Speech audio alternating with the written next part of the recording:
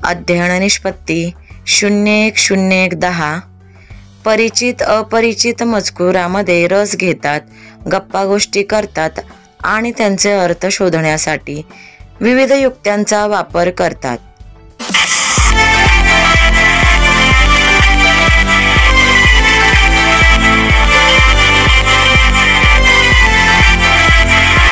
इयत्ता पहिली विषय मराठी वाचनपाठ 3-4.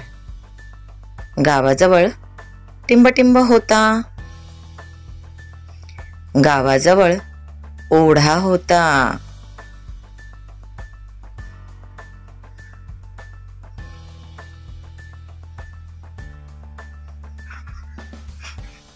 टिंबटिंबत मासे होते.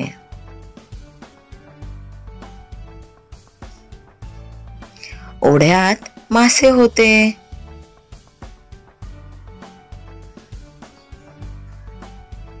टिंबटिंब फार चपळ होते. मासे फार चपळ होते.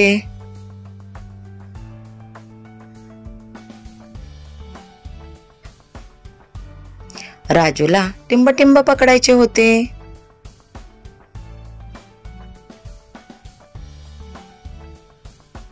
राजूला मासे पकडायचे होते.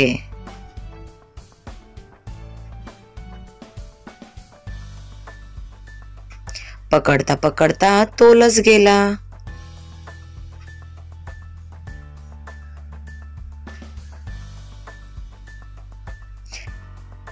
बरोबर ओला झाला.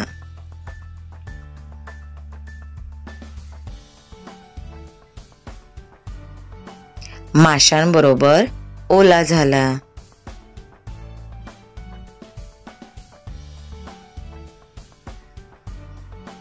मग दोघांनाही हसू आले.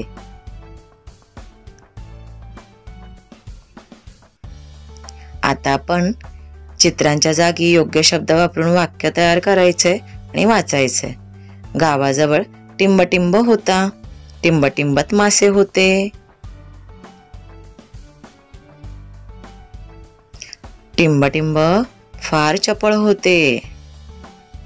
राजूला टिंबटिंब पकडायचे होते. पकडता पकडता तोलच गेला. टिंबटिंब बरोबर ओला झाला. मग दोघांनाही हसू आले.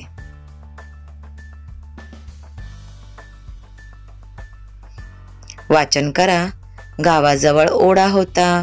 ओढ्यात मासे होते. मासे फार चपळ होते. राजूला मासे पकडायचे होते.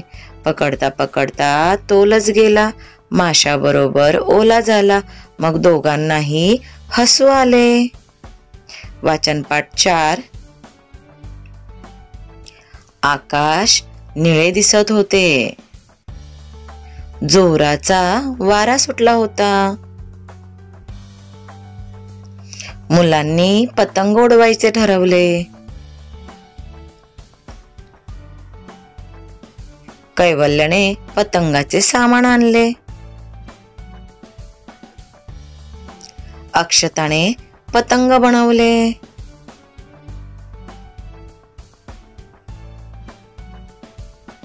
सगळे पतंग उडवण्यासाठी मैदानावर आले.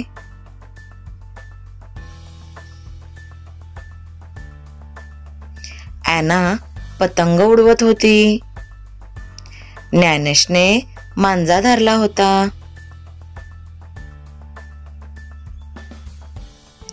आकाशात रंगीबेरंगी पतंग दिसत होते.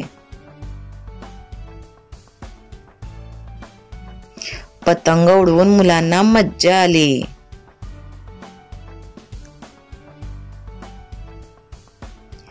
वाचा.